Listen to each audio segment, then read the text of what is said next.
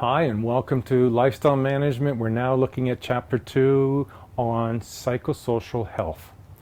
So let's go through this a bit and we'll help you understand everything here. Enjoying a high level of psychosocial health can make a difference between facing life challenges with optimism and confidence or feeling overwhelmed by the expectations and responsibilities. And I'm sure as a student you can appreciate that to some degree. So now recognizing how much potential each person has and how to express it in everyday life. Now you can check out the story on the human potential story on Christopher Brathas, and that's on page 45. And then later for part 2, you'll find on page 41 to 51, Understanding Mental Health, and we'll address those issues in part 2.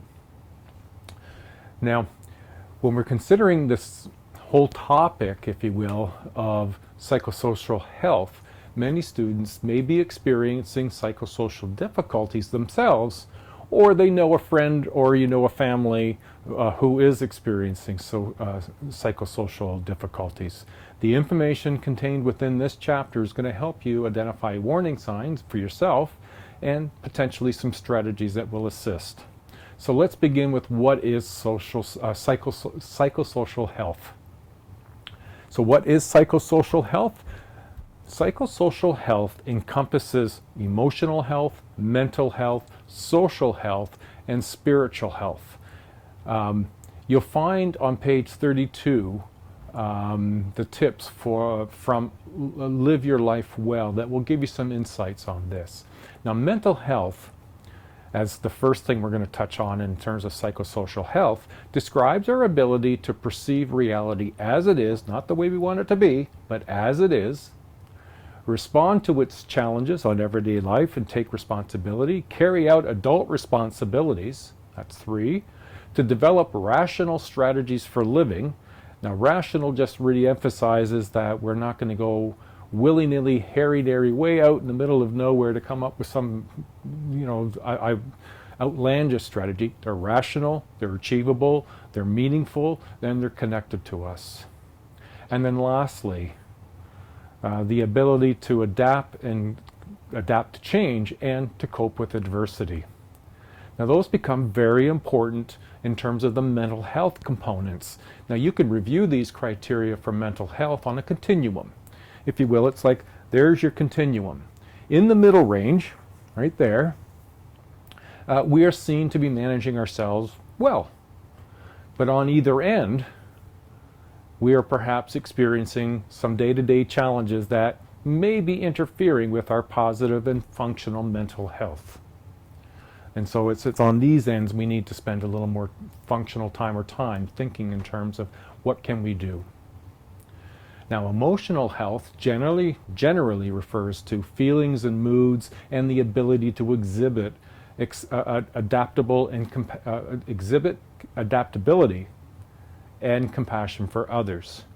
Now that sounds pretty straightforward and easy, and yet emotional health is not something we're all particularly gifted at. And it requires concentrated effort to become better at it. And how that plays out, we see this having a big impact in what we know as emotional intelligence. Now, emotional intelligence has gained a great deal of attention in psychology, but it's also had a big attention given to the work world. Emotional intelligence has 5 components. Now, its connection to the work world is these 5 components are important in terms of what employers want to see from employees. They don't think they want to spend time teaching this. This takes time. These are maturation issues and things that we should be tackling ourselves. They want to be able to teach you skill sets that maybe we didn't get in our education or reinforce those skill sets that we did get. So here are the 5 components of emotional intelligence. Self-awareness, know who you are, what your strengths and weaknesses are, and they be genuine. Altruism, we're going to come back to this one a little later, but it's the ability to sort of be out there to help other people without looking for what's in it for me. 3, personal motivation. I don't need people to motivate me. I motivate myself. I can generate my own reasons for doing things. And if it's working with other people or working for an employer, My employer doesn't need to motivate me. I can motivate myself, and that becomes important. 4, empathy. Not sympathy, feeling badly for other people, but empathy. Trying to get yourself to view the world from somebody else's perspective. And then 5, the ability to love and be loved by friends, partners, family members. Now that's a big kettle of love in terms of this emotional intelligence. That's a big area, but it's all the elements that are important for us to get a good handle on, and some of what we will cover in this chapter will help. Now, social health, this is the ability to interact with people around us, as well as our capacity to function as a contributing member of society while supporting and helping others to do the same. So social health is that recognition that we are part of a bigger group, our school, our classroom, our friendships, our society, our community, and that we are a part of that. And the more we see ourselves a part of that and a functioning member, where we go reach out and we help, we volunteer, that's the part of social health. And then lastly, there's spiritual health. This involves our ability to identify our basic purposes in life and to experience the fulfillment of achieving our full potential. Now, as with emotional health, there is in spiritual health a spiritual intelligence, and this is gaining more this is a term that's a psychosocial term that's gaining more attention. Some define spiritual intelligence as the capacity to enhance an individual's capacity or capabilities and qualities such as compassion, creativity, wisdom, by improving our self-awareness and feelings, and of a connection with the divine energy. Now, it's important with spiritual intelligence to consider the vastness of the area of what could be divine energy. It doesn't necessarily mean religious doctrine, but it does suggest something bigger than ourselves influencing or having a reason to be connected to that brings us comfort, brings us good feelings and connectivity. Okay, now let's look at the next point around looking at how can I lead a more fulfilling life? What are the things that I can do? When considering how to lead a fulfilling life, there's some key points to scratch the surface of yourself to get at what's needed to do that. Now, the first is identify your needs. You need to know what you need. Now, we're going to look at two theorists here. One you're more familiar with, I suspect, than the other. And the one you're familiar with is perhaps Maslow's hierarchy of needs. Now, first, we must satisfy that basic physiological level of needs. Food, water, air, shelter, sleep, sexual expression. These are basic needs. Now, the theory goes that you're only able to move to the higher needs once these needs are met completely. As long as you don't have needs for food, water, air, shelter, sleep, and sexual expression, those things are occurring in your life already. They're not things you think about. You don't wonder where your food's coming from. Only then can you move into the safety needs. And only when you complete and fully and completely achieve your safety needs, you know where you live, it's not at risk of being taken away from you, can you then move into the love and belonging area of need category. Very few individuals reach self-actualization functioning. This is the top level of the pinnacle of the triangle, and that's the highest possible level. Now, the second theory is Erikson's theory of psychosocial development, and here he explores three aspects of identity. One, the ego identity. This is our sense of self. Two is the personal identity. This is the peculiarities that makes me, me, and you, and you, and you. It's those things that make us separate and unique to one another. My likes, my dislikes, my habits, my peculiarities. And then three is the social cultural identity, the roles that we play. Now, if you're unfamiliar with roles, in sociology, roles really just means the parts that we have in our life, the roles that we play. In my example, I'm a son, I'm a father, I'm soon to become a grandfather, I'm a professor, I'm a runner, I'm a volunteer. So these are different roles that I play. You play different roles from me. And you may play some of the same roles, and we each try to do the best with those roles as we can. And how social experience shapes an individual throughout his or her lifetime from birth to death. So it's really important when we look at, clarifying our needs, we can go back in history in our own personal life to see what's been important, to start to imagine what might be something we'd still want to be able to achieve in our life. Now the second point, which is connected to the first, is clarify your values. Now, we're not all aware of what our values are, and it's not surprising we don't spend time reflecting on that. And yet it's our values that drives our behavior. Values, the criteria by which you evaluate things, people, events, even yourself, represent what's most important to you. So with values, it's the underlying reason that you make a choice to do this and not that. Part of it is what you think is right, or what you think is most desirable, or what you want to do the most. These are all things that you would say are underlying the behavior of making the choice, would be the values that underlies those behaviors. Now Milton Rokic, he's a researcher that distinguished between two types of values. Now we're not limited to this particular theory, but this is the one that's covered in your textbook. So the two, first,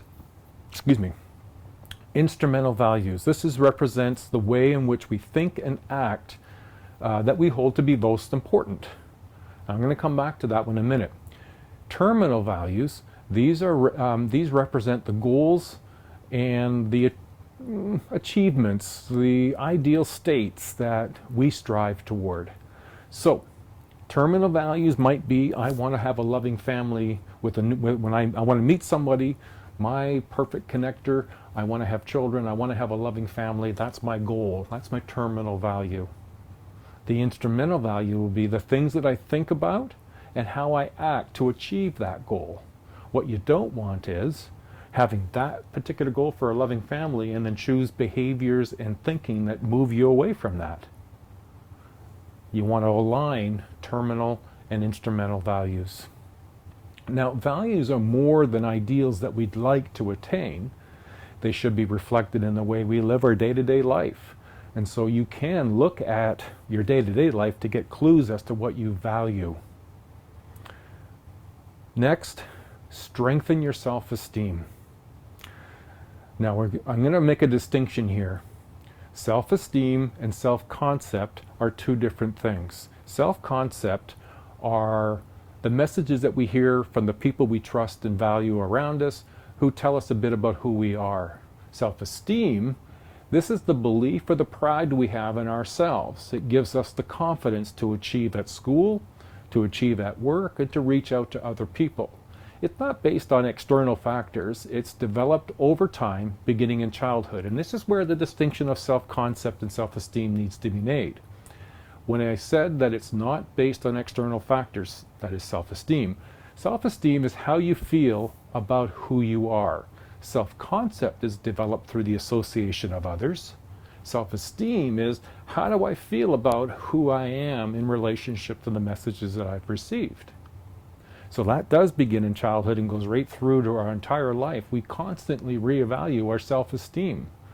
Now that you're in university or in college, you might start to be wondering, how am I as a student now? How do I feel about what I'm doing and how I'm doing?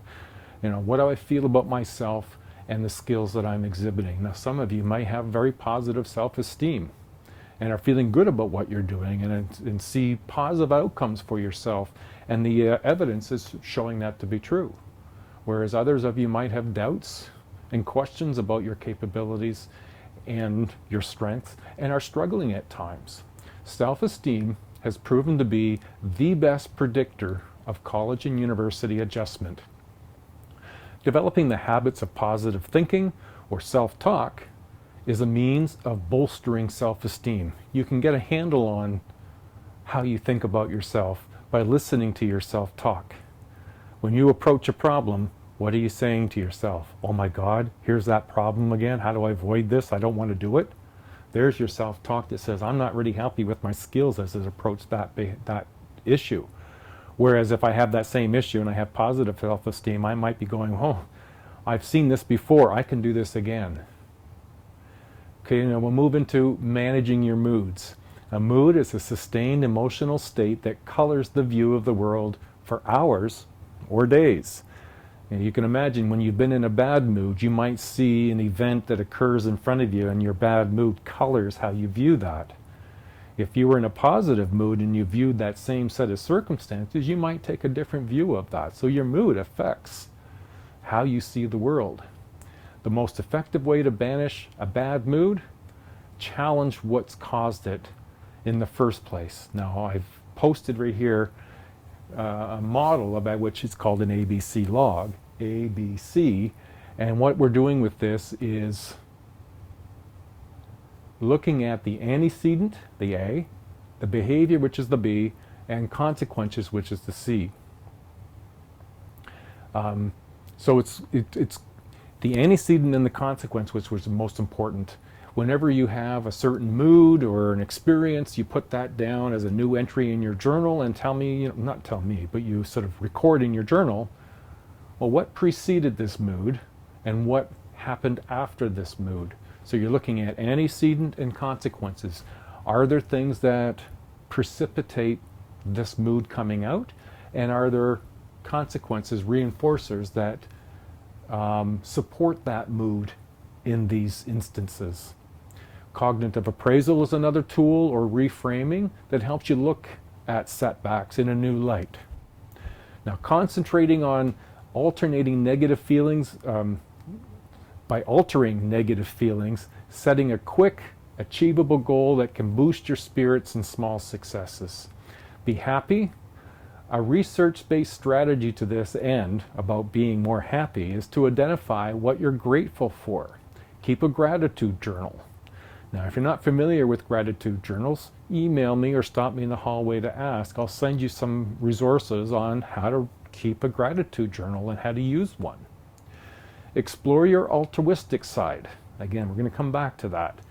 Connect with your friends and exercise consistently ranks as the single most effective strategy for banishing bad feelings. Okay, let's look at feeling in control. Now, this is not control of others. This is just feeling in control of yourself. Albert Bandura's social cognitive theory of human functioning suggests that self-efficacy, and we'll explore this a bit, is a foundation of human motivation, well-being, and personal accomplishments. Now, self-efficacy.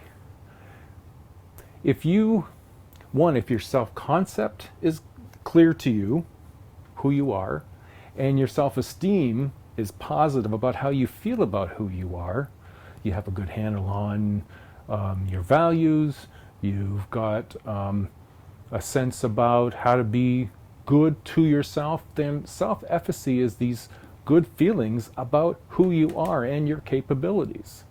That it affects your motivation. You're more motivated to do things when you know who you are and you're happy with who you are and you feel good about the skills that you have. Well-being and personal accomplishments. You remember positive personal accomplishments and draw on them for future concerns and issues. That's self-efficacy. Now, also what we could be doing to be more in control is to develop autonomy. Autonomous individuals have an internal locus of control, and we'll review this in a minute. That is the view to control as originating from within yourself rather than with others. So an internal locus of control, when you do well in class or do well on a test, it's because you can recognize that you took management of your studying, you prepared for the test, and the mark that you got reflected the work that you put in. Whereas someone with an external locus of control will look at the mark that they got and maybe say, oh, the teacher just wasn't fair in their marking. Well, that's putting the locus of control on somebody else. Had you done the work in a strong and positive way to meet that achievement, then the teacher doesn't judge the work. The teacher marks based on what's there.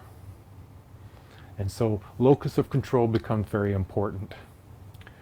We can also develop assertiveness, that is to be assertive yourself, assert yourself. Now, it's important to make a distinction. Assertion or assertiveness is not aggression. There's two different strategies. Being assertive means recognizing your feelings and making your needs and desires clear to others. Assertiveness is a behavior that respects your rights and the rights of other people, even when you disagree. And that is a skill. Now, if you have emotional intelligence, that helps. It makes it more difficult to be assertive when you don't have a handle on your emotions, because sometimes your emotions creep in and alter your ability to be respectful of others, and you may not even be aware of it. Now, another point, connect with others. At every age, people who feel connected to others tend to be healthier physically and psychologically. As we begin to think of working, you're about to embark on careers, or being together with other people, and when we start to see that as a win-win situation, then that's where the connecting of others can be so valuable. Being socially responsible.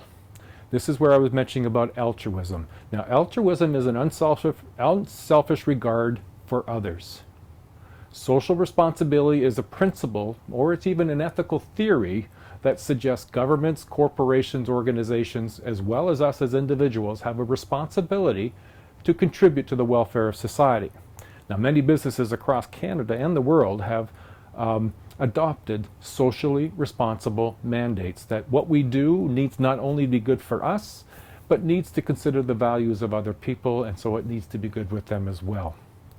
Helping others enhance self-esteem, relieves physical and mental stress, and protects psychological well-being. So going out to volunteer to help other people for their benefit, not for yours, is healthy. Service learning helps students reflect on the health disparities evident in their own communities and assist them in becoming and making healthier lifestyle choices so that they are better prepared to help others. Now, one of the areas that does creep into some of our lives some of the time is overcoming loneliness. To be more in control is not to let loneliness overcome us, but to find strategies that we can do to overcome that. Now, for some individuals, being alone and being lonely are two different things, and that's a distinction that's important to be made. To combat loneliness, people may join groups or surround themselves with superficial acquaintances.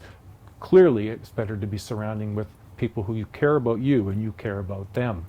The internet, of course, may actually make some people feel even lonelier because you're not really connected where someone's there that you can make face-to-face contact and touch. They're there virtually. Gender also affects the experiences of loneliness. The key to overcoming loneliness are developing skills to fulfill your own potential and learning to reach out to others. Now, in connection with loneliness, and this is where we're starting to move, what we'll move into as part 2, is facing social anxieties. Now, social anxieties often become a problem in late adolescence. In a severe form of social anxiety, it's called social phobia.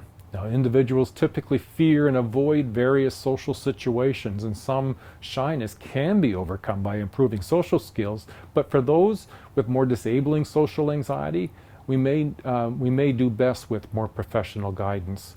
And I'll make some clarifications about how to view mental illness issues like social phobia and some of the others we're going to do in part 2.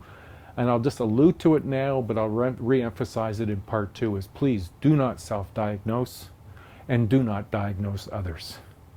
That's left to the people who are diagnosticians, who are familiar with the criteria that is found in the DSM-5.